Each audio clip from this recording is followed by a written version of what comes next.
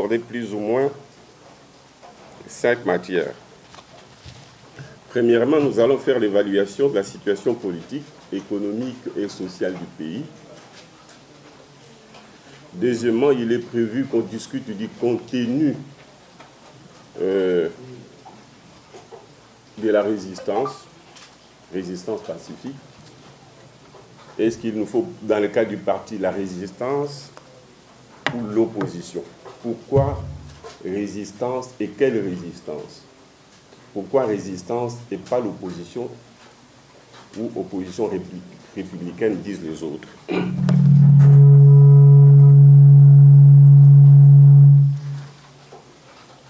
Troisièmement, nous allons faire une mise à niveau des cadres du parti. En fait, c'est une mise à niveau pour nous tous, au cours des échanges et sur l'actualité, et sur le contenu de la résistance, et sur l'esquisse qu'il faut faire de notre programme, ainsi que l'enrichissement de notre projet de société. En discutant, nous serons en fait en train de faire de l'animation idéologique.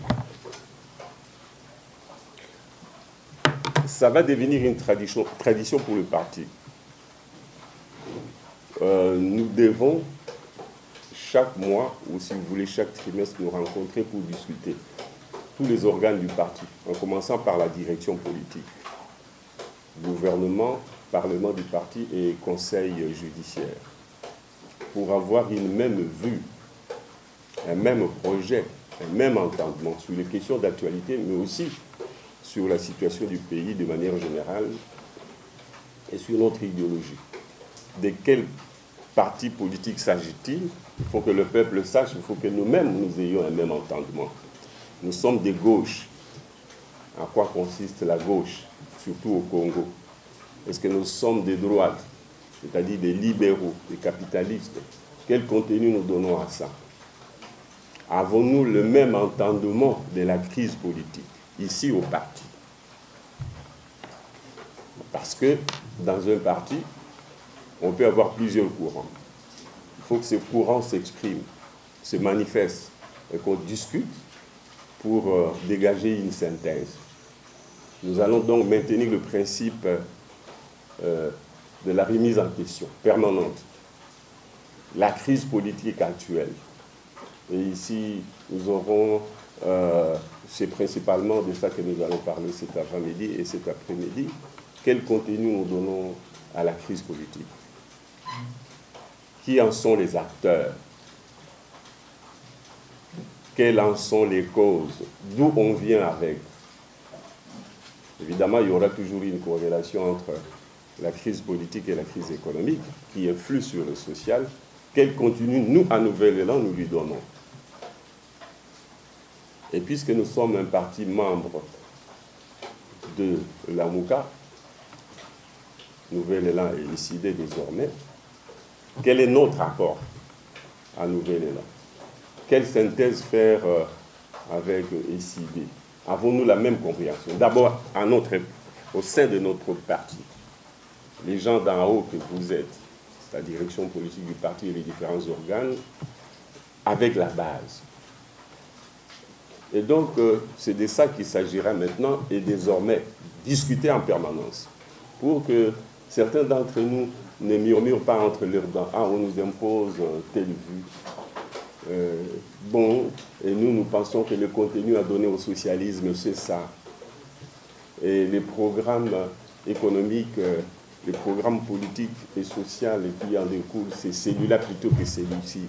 Ce qui est d'ailleurs normal, que chacun ou chaque groupe ait sa compréhension. La différence peut venir de la manière de poser les problèmes, tout comme elle peut venir des solutions.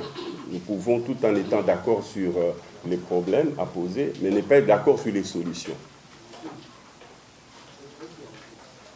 Vous vous souvenez qu'il y a quelques semaines, pour ne pas dire 1 ou 2 mois, il y a certains de nos camarades qui ont souhaité avec insistance nous voir aller aux consultations de M. Tshisekedi.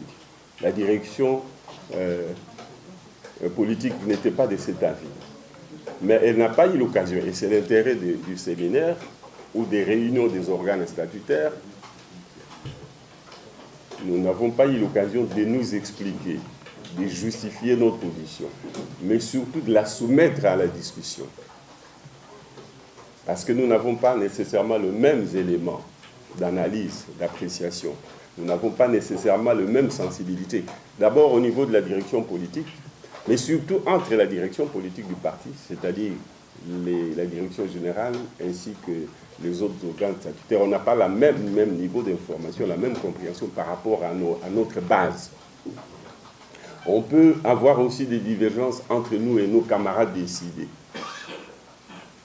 Quant à la compréhension de la crise politique, économique, sociale, ou en ce qui concerne les solutions, même si nous trouvons un consensus au niveau des problèmes, est-ce qu'on a la même compréhension de la crise et des solutions? Il faut en discuter. Donc c'est un peu cet espace démocratique d'échange, d'édification mutuelle qui va caractériser la marche de notre parti. Il est vrai aussi qu'en tant que jeune parti, il faut que nous nous identifions par rapport à l'opinion. Il y a 300 ou 400 partis politiques, dont plus de la moitié se disent de gauche ou sociaux-démocrates. Mais pourquoi pas un seul parti, puisqu'on est supposé être des mêmes bords politiques? Et pour quelles raisons nous on est nés? Quels sont les enjeux pour nous? Et pourquoi nous nous appelons Nouvel Élan? Quelle est la différence entre nous et ceux qui existent et qu'est-ce que nous voulons apporter? Voilà un peu l'intérêt de ces séminaires et de bien d'autres qui viendront, pour qu'ensemble on construise, on enrichisse notre projet de société, pour qu'ensemble on définisse notre offre politique en termes de programmes de mise en exécution du projet des sociétés. Parce qu'il y a une différence nette entre un projet de société, une vision sociétale, et les programmes du parti, programmes d'action du parti qui a pour vocation de matérialiser les projets de société, qui lui s'inscrit dans les longs termes, dans la durée. Donc ce sont ces discussions-là que nous aurons à chaque fois, de manière à ce que les solutions, d'abord l'identification des problèmes, ensuite les solutions, parce que chacun de nous peut avoir sa vérité, mais nous devons aller au maximum possible vers la vérité qui soit unique, ou plusieurs, ou deux, tout comme chacun peut avoir, j'insiste beaucoup là-dessus, sa vérité sur les problèmes à identifier dans le pays et des solutions qui peuvent être différentes, et c'est ça la démocratie. Voilà, donc aujourd'hui, principalement, nous parlerons de l'actualité politique et de la crise politique. Quelle est la nature de cette crise politique ou institutionnelle? Quelle est d'abord sa nature? De quoi les divergences entre acteurs politiques? Qui sont d'abord ces acteurs politiques? Les divergences sur la perception ou la compréhension de la crise? Quelles sont ses causes immédiates, historiques? Quelle corrélation entre la politique et l'économie dans cette crise? Et c'est une crise, parce que qui dit crise suppose une rupture conjoncturelle d'une situation d'équilibre vers une autre situation d'équilibre. Est-ce qu'il s'agit de ça? Ou en plus, il y a une crise structurelle historique qu'il faut identifier, et dont celle-ci, qui est immédiate et conjoncturelle, n'est que l'émanation. Parce que pour trouver la solution, il faut ces diagnostics qui situent la crise dans le temps, qui en définissent le contenu. Les acteurs, j'insiste beaucoup sur les acteurs de la crise. Nous avions nos amis qui sont partis, le MLC, et ensemble, qui étaient adhérents parce que la MOCAS, d'abord, c'était les présidiums, et les autres sont des adhérents par rapport à leurs responsables respectifs. Ils sont partis. Pour quelles raisons? Entre autres, à cause de la différence de perception de la crise, à cause, et par conséquent, des solutions à trouver.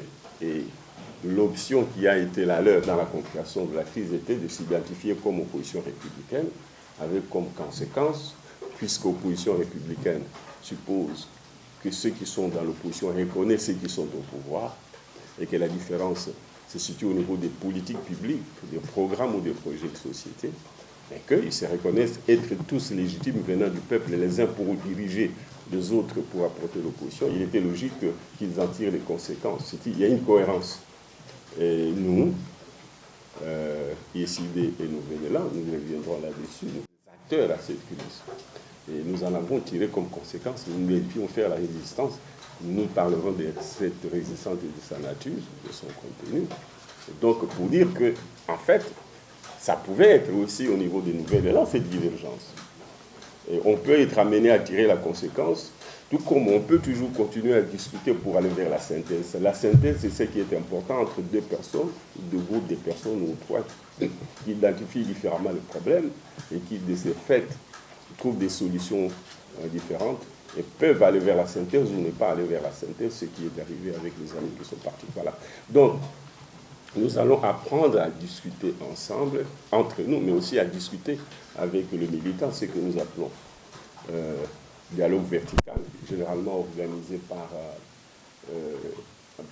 l'Université populaire. C'est le cas aujourd'hui aussi, c'est organisé par l'Université populaire en collaboration avec les secrétariats généraux. Donc, à travers le dialogue vertical, nous irons vers le peuple pour échanger avec lui donner les éléments des gens d'en haut que nous sommes et recevoir de lui les informations, les analyses des gens d'en bas.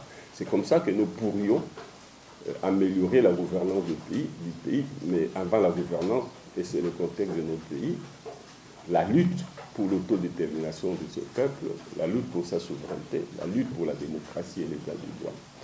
Donc, c'est comme ça que ça va se passer pour éviter qu'on se retrouve dans une situation où on est ensemble sans être d'accord. Et on entretient l'hypocrisie. On ramène les débats aux seuls enjeux du pouvoir sans débattre des enjeux, des conquêtes de la souveraineté du peuple ou de la démocratie qui ne se décrète pas, qui se construit. Et on occulte la question de la gouvernance en termes de projets société, mais aussi en termes de programmes politiques, économiques et sociales qui devaient diviser les gens plutôt que les personnes ou la seule démarche de la conquête du pouvoir. Et que nous ne pouvons pas apporter dans un autre parti. Moi, je considère, comme il a dit, ce sont mes idées, on va échanger. Moi, je considère que ce qui nous différencie totalement avec les partis existants, c'est que tous les partis, il y a peut-être des exceptions, mais qui ne se sont pas montrées encore, tout le parti pense que c'est la politique qui doit régir l'économie. C'est-à-dire, vous faites votre politique, vous pouvez même ne pas parler de l'économie, et vous la conduisez. Mais le nouvel élan au pays est un des rares, ce n'est pas l'unique, qui pense l'inverse. Que c'est plutôt l'économie qui va maintenant dicter la politique. Voilà la différence fondamentale. Vous avez vu aujourd'hui les solutions que l'on apporte à la crise qui a été identifiée par tout le monde. Comme M. Fayoulou a parlé qu'il y a crise au pays, beaucoup de gens se sont moqués de lui. Où est-elle ? Mais elle a éclaté maintenant qu'il n'y a plus de doute possible qu'il y en a une. Mais quand on l'analyse, on dit les gens ne sentent rien, la monnaie se dévalue, les salaires, mais on parle de l'économie au moment de la crise. Mais au moment d'apporter des solutions, on apporte des solutions politiques. Voilà ce qui nous différencie avec les autres. Depuis 1960, tout le monde parle du panier de l'aménageur, de routes qui se dégradent, de manque de courant électrique dans notre pays. Donc, on parle de problèmes économiques. Au moment d'apporter des solutions à la crise identifiée par tout le monde, on apporte plutôt des solutions politiques. Voilà la différence. Si c'était le nouvel élan aujourd'hui au pouvoir, nous n'allons pas chercher à constituer des majorités parlementaires ou tout ça. Ce sont des solutions politiques. Nous allions chercher de voies et moyens comment faire de route, comment créer de l'énergie pour que tout le monde profite de l'énergie. Nous allions aller plutôt dans le sens de résoudre le problème économique. Voilà ça c'est mon point de vue, hein, on va le discuter, ce qui me détermine à dire j'adhère à ce parti. Sinon, je pouvais dire je peux tout aussi bien être dans un autre. Quelle est la preuve que nous mettons, nous, l'économie en avant? L'autorité morale, avant même de créer le parti, a montré depuis 2015, je ne connais pas son histoire avant, parce qu'on ne se connaissait pas beaucoup, il a organisé des ateliers. En 2015, au nom de son ancien parti, le PALU, des ateliers qui ont duré 2 mois, il a invité les gens essentiellement à parler des problèmes économiques. Et puis il a commencé à écrire des tribunes. Il en est, je crois, la 23e. 26e. 26e. Quand il a lancé les ateliers, il m'a invité comme orateur. J'étais convaincu que je vais voir tous les autres partis connus, PPRD, IDPS et tout ça, l'emboîter le pas, organiser des ateliers que je me trompais. Je n'ai vu aucun. Organiser des ateliers pour analyser différentes situations du pays comme il a fait. Je pensais qu'il a inauguré une voie. Et puis il a commencé à écrire des tribunes. Il en est à la 26e. Si vous voyez la majorité de ces tribunes, même quand il écrit le financement de partis politiques, parce qu'il sait que c'est l'argent, hein, c'est les nerfs de la guerre. Comment vous pouvez créer des partis sans moyens? Ce sont des partis maintenant, comme ils n'ont pas de moyens, on achète leurs députés, on vient, on vous donne un peu d'argent, parce qu'on sait que vous êtes des pauvres, vous ne savez même pas louer le local de votre parti, alors vous créez des députés comme marchandises à vendre pour vous faire un peu d'argent. Lorsqu'il dit que les provinces sont de morts-nés, il a analysé les budgets. Aujourd'hui, nous attendons beaucoup de députés provinciaux qui ont 5 mois, 6 mois impayés. Donc, c'est quelqu'un qui a une vision économique de tous. Sans parler quand il était Premier ministre, qu'il a trouvé le budget du pays à 800 millions de dollars, les recettes propres, il les a laissés à 3 milliards et demi.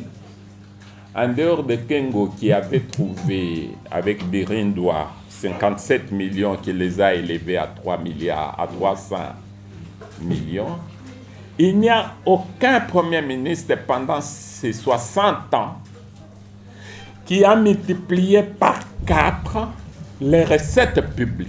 Aucun. J'écris sur l'histoire économique de notre pays. Si quelqu'un a un autre, en dehors de Kengo, qui est parti de 57 à 203, lui, il est parti de 800 millions à 3 milliards et demi. Jusqu'ici, on est autour de ces 3 milliards, même si on tripote les chiffres, on est jusqu'aujourd'hui. En ressources propres. Oui. En ressources propres. Je dis de ce qu'on réalise, hein. Je ne dis pas de ce qu'on dit, nous allons avoir ça en ressources propres. Ça, on peut dire n'importe quel montant, on peut même dire qu'on aura 50 milliards. Je parle de ce qui est réalisé. Alors, il m'a encouragé, écrivez aussi, toujours sur le plan économique. Je publie moi aussi des contributions. Hein. Lui, il publie des tribunes. Je suis à la 3e contribution sur l'histoire économique de notre pays. Donc, sachez que le Nouvel Élan est l'unique parti qui pense que pour résoudre le problème politique, il faut résoudre le problème économique.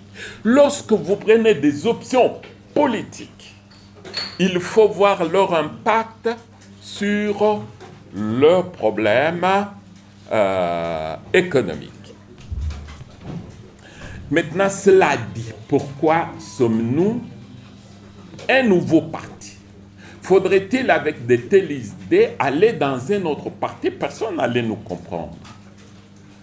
comme cette différence est fondamentale, nous pouvons avoir d'autres partis qui pensent qu'il faut mettre l'économie en avant, dont nous allons différer.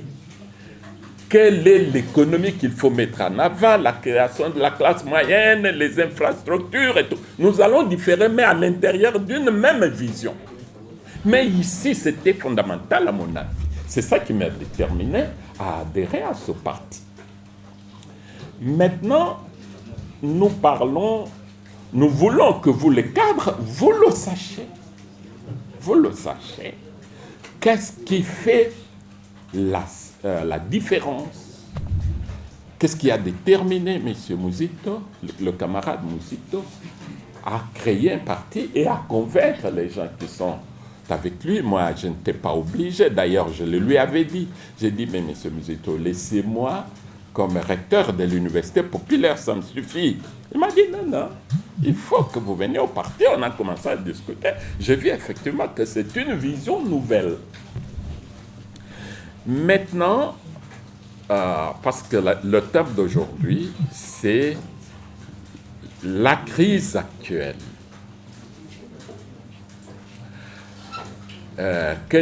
Nous analysons la crise actuelle. Je crois que j'ai un peu effleuré la question. Moi, je pense que c'est difficile de la comprendre si on ne la situe pas dans l'histoire de notre pays. Est-ce qu'il y a un événement nouveau? S'il vous plaît, là derrière, vous suivez ou pas les séminaires? Asseyez-vous, vous n'êtes pas venu vous quereller. Nous organisons ces séminaires pour qu'on ait la même vision, le même entendement, la même compréhension des enjeux du pays.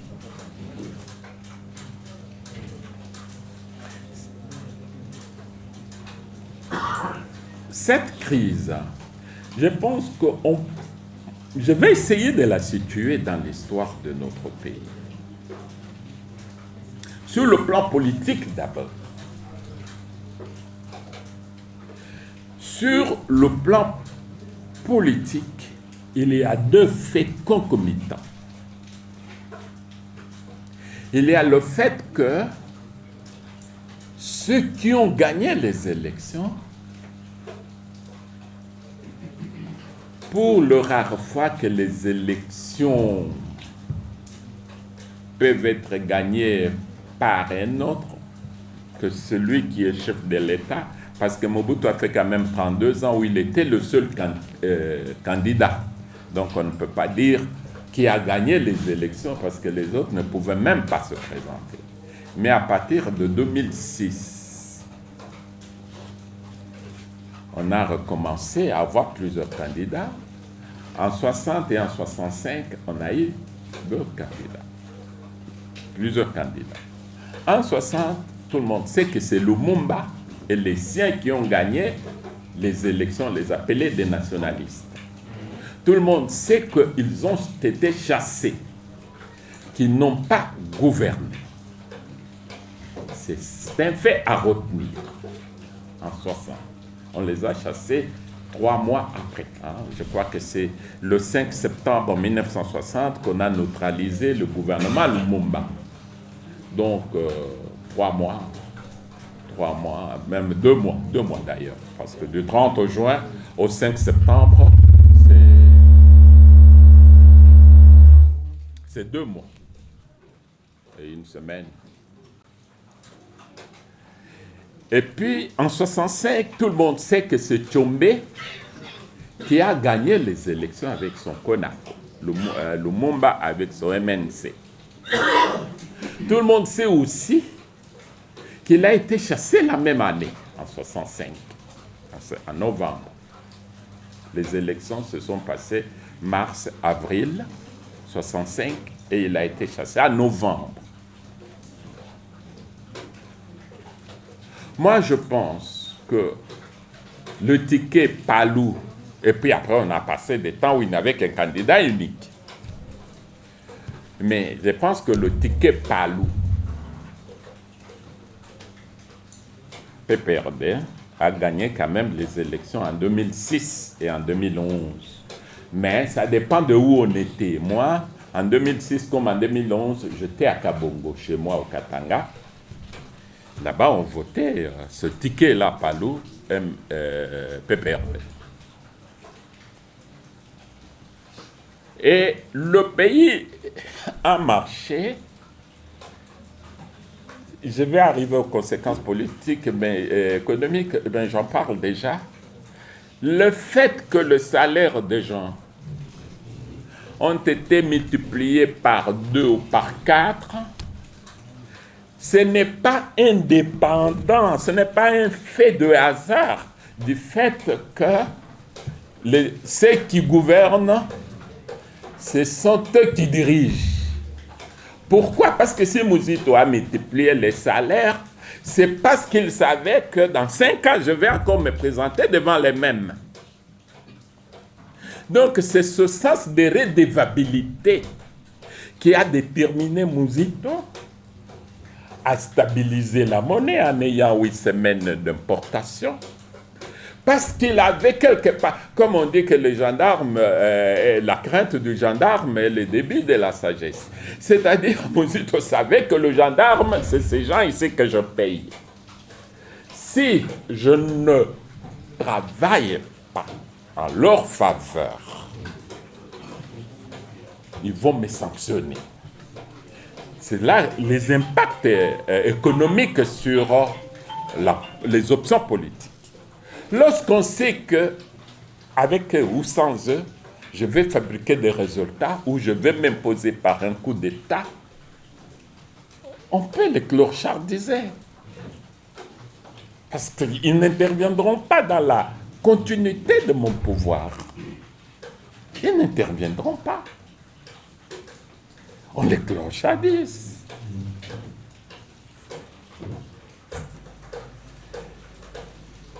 Et quand Muzito est parti, les élections ont commencé comme ça a été de 65 à 2006. C'est celui qui les organise qui les gagne. Vous avez vu que la monnaie est tombée parce qu'on n'avait plus que 3 semaines d'importation. Excusez-moi que je vous explique un peu ce que ça a à voir. Si je me trompe, je parle sous l'autorité d'un économiste. Si je me trompe, je parle sous l'autorité d'un économiste. Les réserves de change, changer, pas échanger, de change. C'est-à-dire que moi, j'achète ce téléphone, je l'achète en francs congolais au magasin. Mais c'est lui qui va acheter d'autres téléphones à l'étranger pour que quand je viens demain, parce que mon téléphone est tombé dans l'eau, je vais acheter un autre, que je trouve un téléphone à acheter. Lui n'achète pas en francs congolais. Il doit aller échanger les francs congolais que je lui ai donnés pour avoir encore de l'argent pour importer, mais il va chercher les dollars. Il faut que quand il arrive avec les dollars à la banque, qu'il les trouve. Avec les francs. Et quand il arrive avec les francs, il faut qu'il les trouve à la banque. Alors la banque a pour lui donner, il prend dans ce qu'on appelle les réserves de change. Quand on... Le prof a dit qu'il parlait sous mon autorité. Je voudrais préciser une chose. Il y a 2 variables ici. Il y a le réserve de change, qui est de l'argent qu'on garde dans le grenier. Supposez un marché, supposez un grand magasin. Il y a ce qu'on garde en stock, qu'on ne vend pas, qu'on ne vend que quand il n'y a plus dans le magasin. Et il y a ce qu'on vend dans le magasin. Alors ici, en matière de change, il y a les recettes et les dépenses. Les recettes, c'est l'argent qui flotte dans le système bancaire et à la banque centrale. Et les dépenses, c'est ce dont on a besoin pour une année. Si vous avez 10 milliards de recettes et que vous avez 9 milliards de besoins par année pour importer, les dépenses d'importation, il se dégage un solde que vous gardez dans le grenier. Alors, le réserve d'échange, est-ce que ce que vous avez dans le grenier vous permet d'intervenir sur le marché s'il y a rupture des entrées et des sorties, c'est-à-dire que si à un moment donné, vous n'avez plus de recettes et qu'il y a toujours beaucoup de dépenses, vous prenez dans les greniers. Alors là, les réserves d'échange, on calcule ça en semaines. À mon époque, c'était 8 semaines, c'est-à-dire 2 mois. Des réserves en cas de besoin, pendant 2 mois, le pays peut tenir. C'est-à-dire que si vous n'exportez plus, mais que vous devez importer, parce que nous vivons des importations pour l'essentiel, vous pouvez tenir pendant 2 mois en prenant dans vos réserves.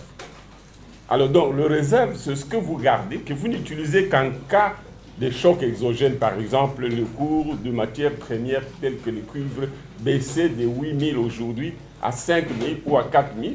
Vos recettes vont baisser, alors que vous avez l'habitude de dépenser 9 milliards par année.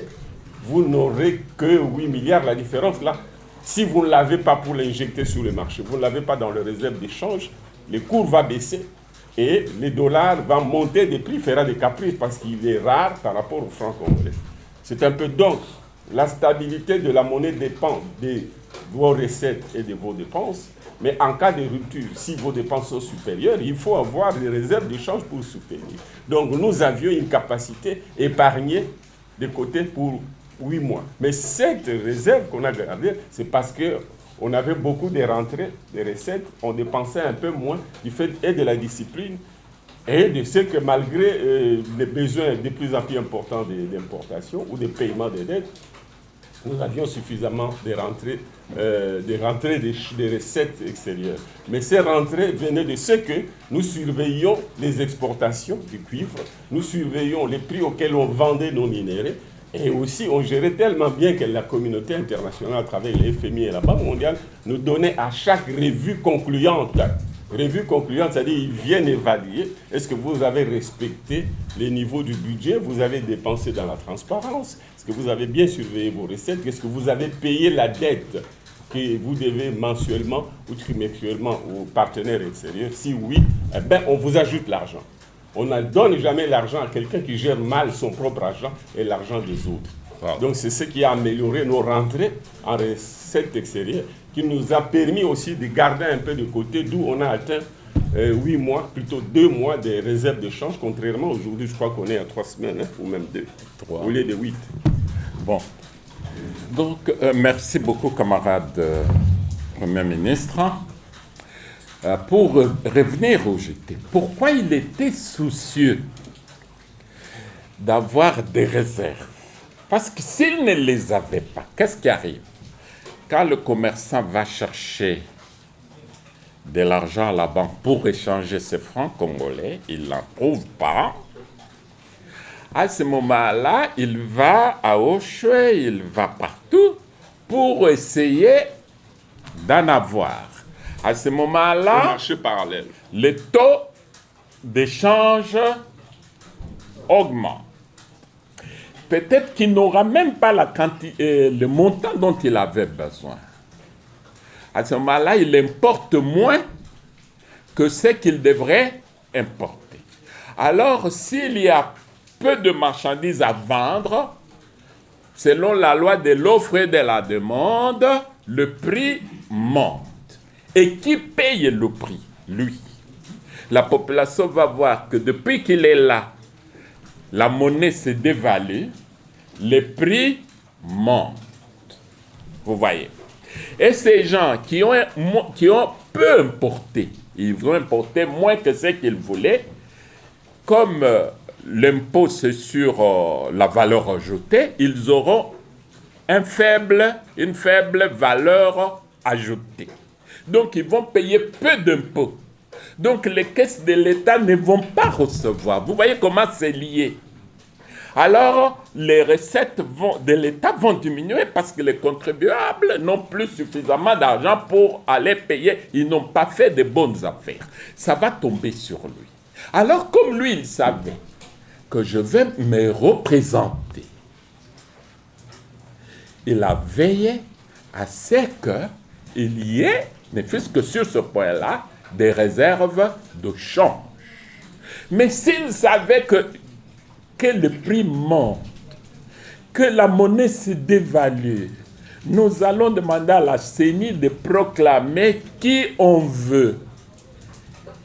Il allait s'arranger parce que le code minier disait que 60% de vos ventes, vous les gardez au pays. Et tous les salaires des expatriés, vous les payez dans les 60% que vous avez laissés chez vous.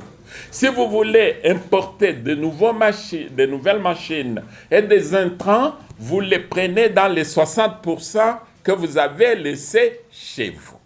Il a veillé que ce soit ainsi. Comme ça, il y a suffisamment de devises au pays. Le prof dit quelque chose d'important. Vous allez remarquer qu'à mon époque, nous produisions 500 000 tonnes de cuivre. Je ne parle que du cuivre. Non, ça c'est à la fin. Vous étiez dans les 300, 400. Oui, 300 et puis on est monté à 500 000. Mais après moi, le gouvernement qui a suivi est allé jusqu'à 1 million de tonnes. Pourquoi? Parce que c'est nous qui avons investi, négocié et renégocié le contrat minier et l'investissement a commencé avec nous. Mais on n'était pas encore à un niveau, puisqu'on était au début, à un niveau de vitesse de croisière où on augmente réellement la production telle qu'on a prévu. On était au début de l'exploitation de ces investissements. Mais ceux qui sont venus après nous, ils ont doublé la production. Enfin, la production a doublé grâce au rythme que nous avions donné au départ. Paradoxalement, alors que les recettes devaient entrer en quantité plus importante, curieusement, le budget n'a pas augmenté. Nous. Les recettes d'échange, les recettes d'exportation n'ont pas augmenté.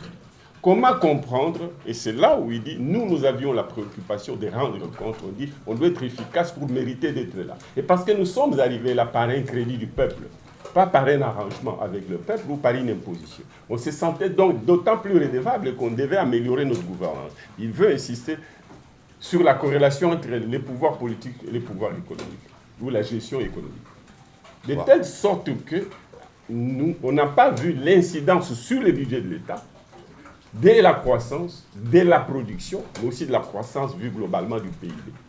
Et parce que, vous allez comprendre vous-même, parce qu'ils ne se sentaient pas redevables, ceux qui nous ont remplacés. Donc, nous, on a trouvé moins de 100 millions de dollars en réserve d'échange. C'était moins 27 millions. Moins 27 millions. Quand M. Gizengue est nommé Premier ministre, il y avait dans les réserves moins 27 millions négatifs. Mais maintenant, quand nous sommes partis, on a laissé 1,6 milliard. Voilà. Je parle de réserve d'échange, je ne parle pas du budget de l'État. Je parle de l'argent en devise que la Banque centrale garde dans ses coffres pour prévenir l'avenir. On a laissé 1,7 milliard. Mais ceux dont la production, qui ont vu la production augmenter grâce aux investissements que nous avons réalisés, qui sont passés de 500 000 tonnes que nous avons réalisées, sont passés à 1 million. Et maintenant, on va vers 1,2 million de tonnes. Le budget n'a pas augmenté, mais surtout, nous, on leur laisse 1,6 milliard et ils nous laissent 700 000 à l'économie. Donc, ils ont bouffé les devises alors qu'ils devaient augmenter les réserves de change, qu'ils devaient augmenter le budget. Vous allez comprendre que jusqu'ici, 10 ans après, le budget de l'État est là où nous l'avons laissé. Évidemment, nous reviendrons là-dessus pour expliquer, pour que les cas de nouvel élan aient des arguments à défendre et tirent des leçons pour que à l'avenir, nous fassions les choses différemment de ceux qui nous ont succédé. Donc, merci beaucoup, camarade Premier ministre. Donc, je suis en train de vous démontrer pourquoi nous particularisons, nous mettons l'économie en avant. Parce que nous savons que si vous faites de la mauvaise politique, vous allez avoir de mauvaises conséquences économiques. Tandis que si vous voulez faire de la bonne économie, vous allez avoir de bonnes conséquences politiques parce que les gens vont voir que vous avez résolu leurs problèmes. Vous voyez. Donc, alors, comme il savait qu'il allait être comptable, non pas devant le Parlement, je vais y revenir. Moi, je suis un enseignant. Si vous ne m'interrompez pas, on peut y rester jusqu'à demain matin. Hein. Il faudra m'interrompre. Donc, je suis en train d'aller avec vous pour comprendre d'abord pourquoi nous avons voulu créer un parti, parce que nous avons cette vision-là. Et ce n'est pas une prétention parce qu'on le faisait avant qu'on ne soit chef de parti. L'être chef de parti n'est qu'une conséquence de ce que nous faisions. Nous avons pensé qu'on l'a tenté au Palou, ça n'a pas marché. On l'a tenté à l'AMP avec Kabila, ça n'a pas marché. Eh bien, créons notre propre parti pour que ça marche là-bas. Vous voyez, ce n'est pas faute de n'avoir pas tenté ça. Hein? Nous l'avons tenté. Eh bien, ils n'ont pas voulu. Donc, lorsque les autres sont venus, sachant qu'ils n'ont pas besoin de rendre compte à la population parce que les élections seront très chères, les 40% rapatriés n'étaient plus rapatriés parce qu'il suffit de s'entendre pour celui qui doit rapatrier. Il s'entend avec le gouverneur de la banque, le ministre des Finances, le gouvernement. Il les rapatrie peut-être 10% ou 20%. Il est important qu'on vous explique, chers camarades, que quand le prof parle du rapatriement, ce sont les miniers, et la plupart des miniers sont des investisseurs extérieurs. Quand ils produisent 1 million de tonnes, c'est qu'ils réalisent 10 milliards de dollars. Mais cet argent, puisqu'il est à l'étranger, si c'est vendu à 1 million, à 1000 dollars, hein, oui. Maintenant ils vendent jusqu'à 8 000 dollars. Oui, alors ces recettes d'exportation-là, la loi demande que vous en rapatriez 40% pour que les pays dans lesquels vous avez produit cet argent-là aient de quoi à financer ces importations en ayant des devises. Parce que vous ne pouvez pas faire venir de l'extérieur des biens et des services en payant dans votre monnaie nationale qui se trouve être non convertible, non acceptable à l'étranger. Donc vous êtes obligé d'avoir des devises. Ces devises, puisque vous les produisez, ceux qui les produisent étant des étrangers, il est bon qu'on leur exige de rapatrier une partie pour que l'autre partie l'utilise pour leurs dépenses, pour récupérer l'investissement qu'ils ont réalisé et récupérer les charges. Mais au moins, une partie doit venir au pays. Il se trouve qu'après nous, ces rapatriements ne se faisaient pas correctement parce que les dirigeants politiques n'ont pas été vigilants là-dessus. C'est le moins que l'on puisse dire. C'est-à-dire, quand on leur dit de rapatrier, comprenons-nous bien, ce n'est pas que cet argent devienne l'argent du Congo. C'est leur argent, sauf que les 40% qui leur appartient restent dans les banques congolaises, lesquelles banques peuvent aussi les prêter à ceux qui ont des projets. Par exemple, vous voulez faire une palmeraie, vous allez emprunter l'argent qu'un minier garde dans votre pays. Mais pour garder cet argent, ce n'est pas facile. Il faut, pour qu'il rapatrie réellement les 40%, ce n'est pas facile. Parce qu'ils vont essayer de vous corrompre pour ne rapatrier que 10%, 20%. C'est comme ça que les réserves de change et que les prix montent parce qu'il n'y a pas. Mieux, le Premier ministre l'a dit déjà, à ce moment-là, M. Muzito avait commencé avec 300 000 tonnes par an. Je dis cuivre parce que c'est ça notre économie, que personne ne vous trompe. Le cobalt, le diamant, le café, ce sont des accessoires. Malheureusement, notre économie est basée sur un seul produit, ce qui est dangereux, le cuivre. Donc, on évalue sur ça. M. Muzito a terminé avec 500 000, c'est vrai, mais c'était vers la fin, 2011, etc. 500 000 tonnes. 500 000 tonnes de cuivre. C'était vraiment vers la fin. Mais aujourd'hui, on est à 1 100 000 tonnes. Plus du double. Et puis, le nouveau code de 2018 dit qu'on doit rapatrier non plus 40%, mais 60%. Comment la production a doublé, presque triplé, et que le rapatriement des devises est passé de 40% à 60%, la monnaie trouve le moyen de se fracasser au lieu de 1000 francs, 1 dollar, mais 2000 francs, $1. Et pas de réserve d'échange non plus. Et il n'y a que 3 semaines de réserve d'échange. Pourquoi? Le Premier ministre dit il n'était pas vigilant. C'est pourquoi j'ai dit c'est le moins que l'on puisse dire. Mais moi je dis il y a quelque part complaisance, corruption. Parce que la loi dit qu'ils doivent rapatrier 60%. Ils ne les rapatrient pas. Est-ce que c'est le manque de vigilance ou c'est le manque de non-application de la loi?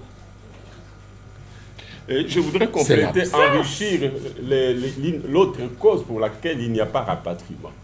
Il y a les climats des affaires et la rentabilité des fonds rapatriés au pays. Parce que l'homme d'affaires, lui, il n'a pas à choisir entre tel pays ou tel autre, là-bas c'est beau, et non. Il regarde ses intérêts. Au-delà de ce qu'il doit rapatrier, que lui impose la loi, il aurait même pu tout rapatrier au Congo. Si le Congo avait des opportunités auxquelles il peut affecter cet argent pour gagner plus, au lieu de mettre ça aux États-Unis, en France, où les crédits qu'on dépose n'est rémunéré qu'en dessous de 0 quelquefois. C'est-à-dire vous placez de l'argent, mais vous payez le banquier. Alors que c'est le banquier qui, en vendant cet argent chez des clients, devait vous payer 2, 3, 4%. Là-bas, les crédits, les taux d'intérêt est négatif. Et s'il est positif, c'est autour de 2, 3%. Mais chez nous, l'argent coûte 18%. Pourquoi on n'amène pas ça ici?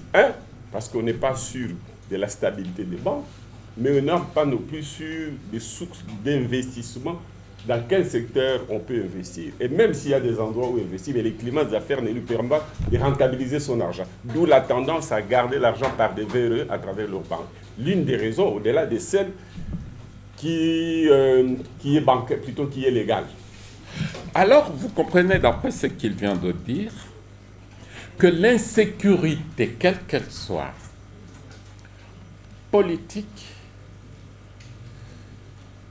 ou sociale, fait que la personne, même si la personne n'a pas peur qu'on lui prenne son argent, se dit que je ne peux pas le rentabiliser, le pays ne marche pas. Alors, je voudrais vous faire croire, accepter, que cette amélioration qui a eu lieu de 2006 à 2011 est le fruit du fait que les dirigeants étaient redevables à la population. Ils peuvent être bons, ça ne me concerne pas. Mais moi, j'analyse objectivement. Ils avaient peur. Si nous ne gérons pas bien, la population qui nous a mis ici, surtout M.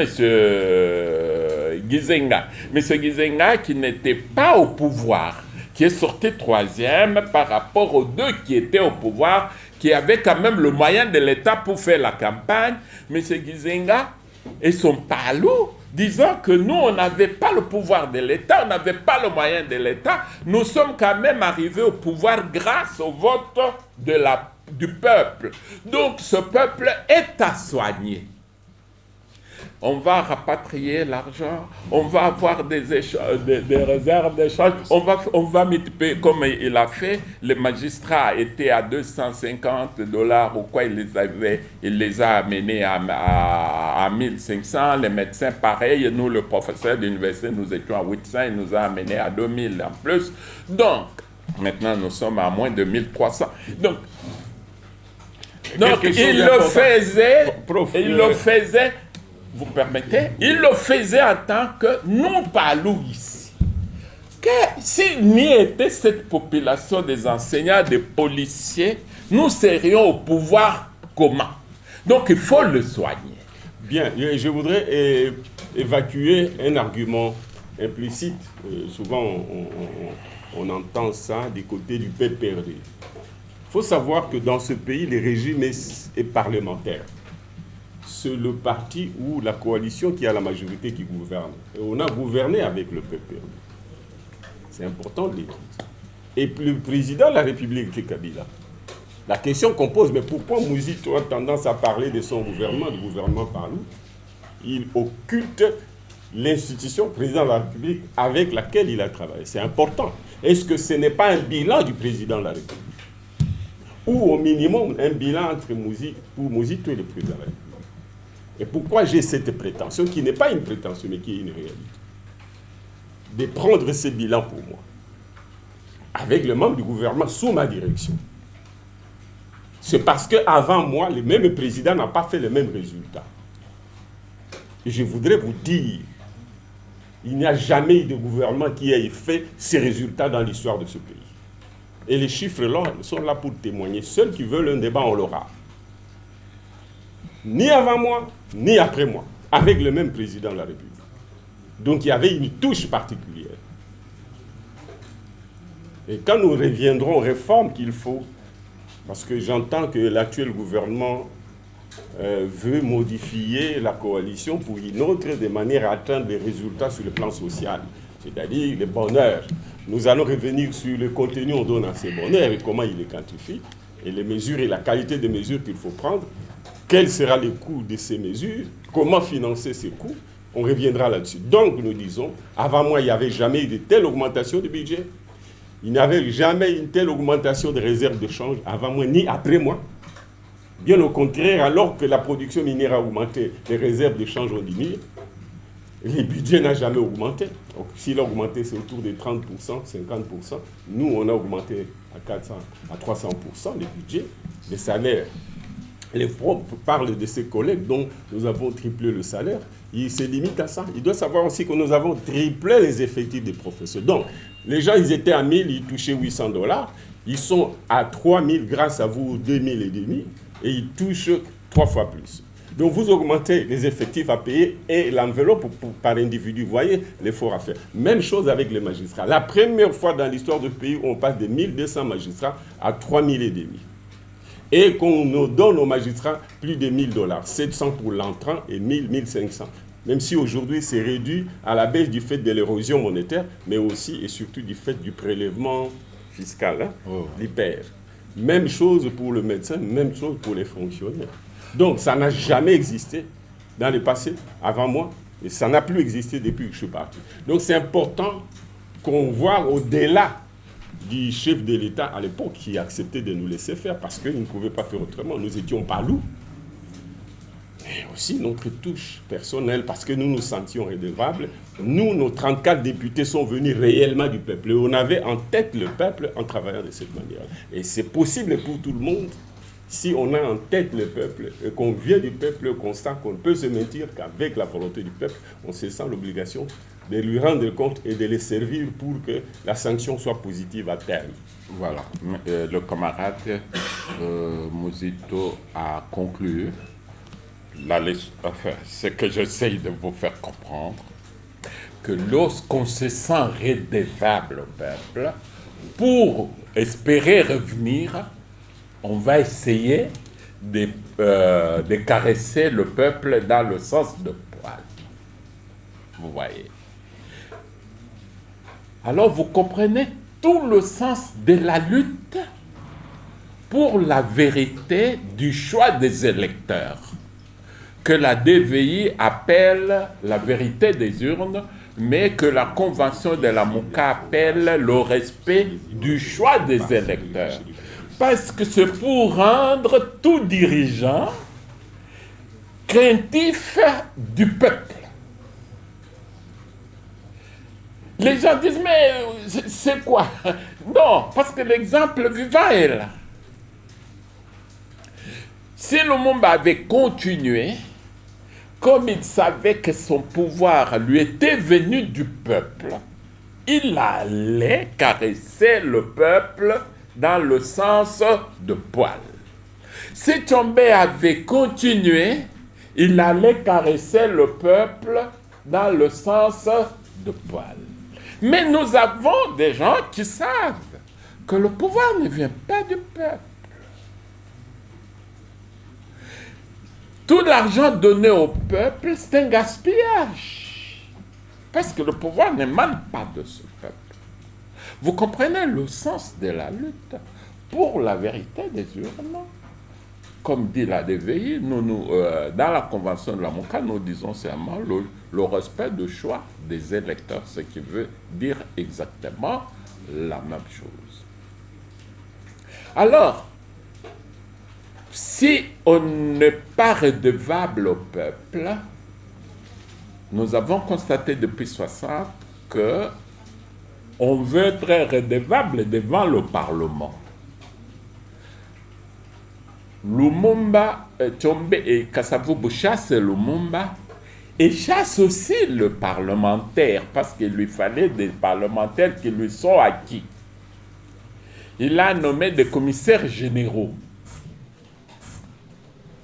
Comme c'est son parlement qu'il a nommé, il est redevable devant ce parlement parce que c'est plus facile d'être redevable devant un parlement. C'est facile d'acheter des parlementaires, soit en promettant de postes, soit en donnant de l'argent.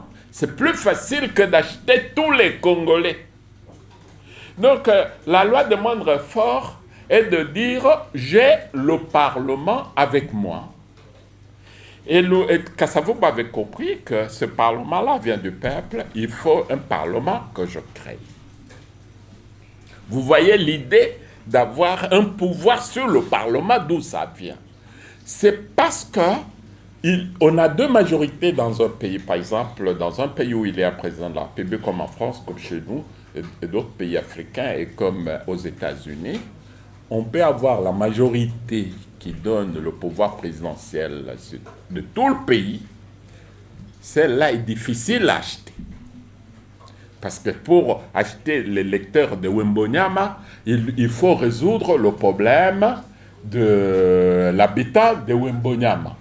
Pour avoir quelqu'un de Bumba, il faut résoudre le problème qui sont à Bumba, où les gens peuvent être opérés sans anesthésie parce qu'il n'y en a pas, où les gens sont vaccinés et sont...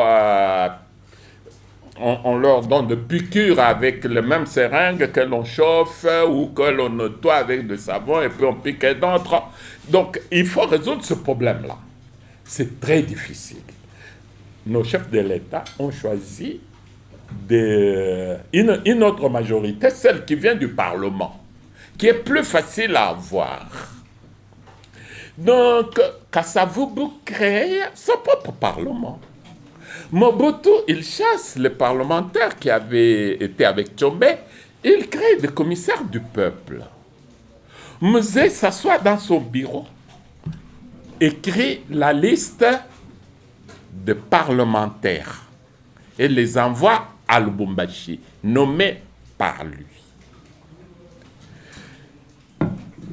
Il y a eu cette période de 2006 dont on a vu les retombées sociales et les retombées politiques et économiques.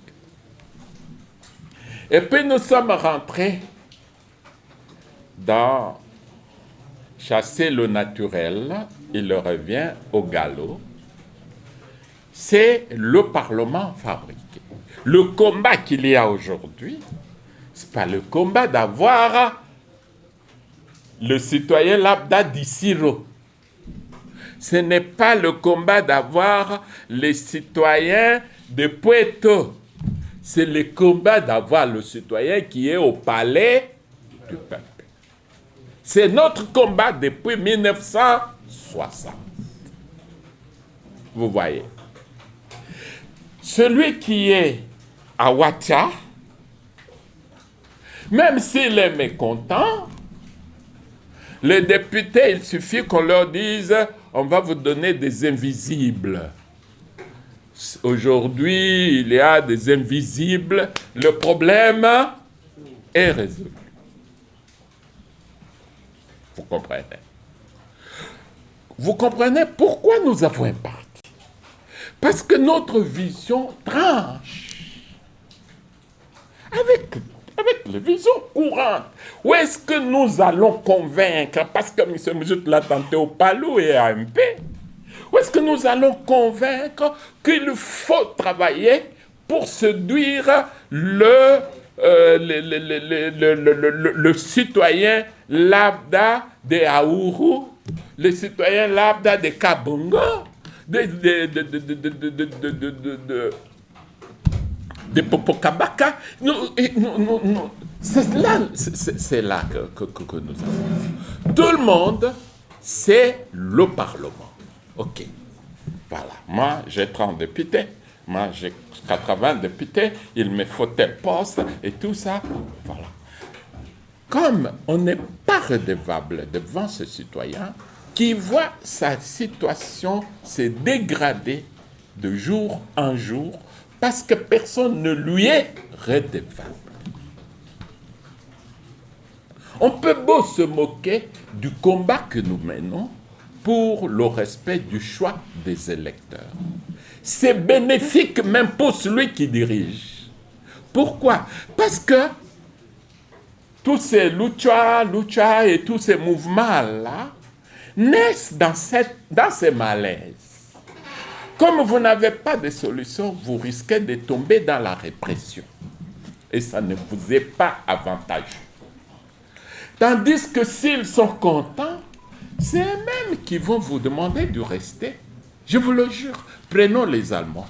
Ce sont des gens très démocratiques. Angela Merkel a régné avec Chirac, a régné avec Sarkozy, a régné avec Hollande. Maintenant, elle est avec Macron. Pourquoi les Allemands ne changent pas? Parce que leurs problèmes économiques et sociaux sont résolus. Au Japon, ils ont fait 50 ans avec un seul parti politique. Parce que le problème sont résolus. Le peuple du monde entier n'aime pas beaucoup changer. Si vous observez même aux États-Unis, les présidents font souvent leurs 2 mandats. C'est une exception où il y a eu Ford, qui n'était même pas élu, qui avait succédé, qui n'avait fait qu'un mandat. Et puis, Jimmy Carter a fait qu'un mandat et Trump. Mais presque tous, ils font 2 mandats. Le peuple du monde entier a peur de changement. Il ne change que quand vous l'avez acculé.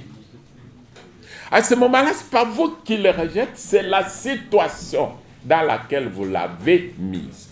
Donc, en résolvant ce problème, vous n'aurez même pas besoin d'avoir une CENI qui vous est acquise. Vous n'avez même pas besoin d'acheter un député. Parce que c'est même à votre avantage. Voilà la ligne de notre parti, monsieur le camarade Premier ministre.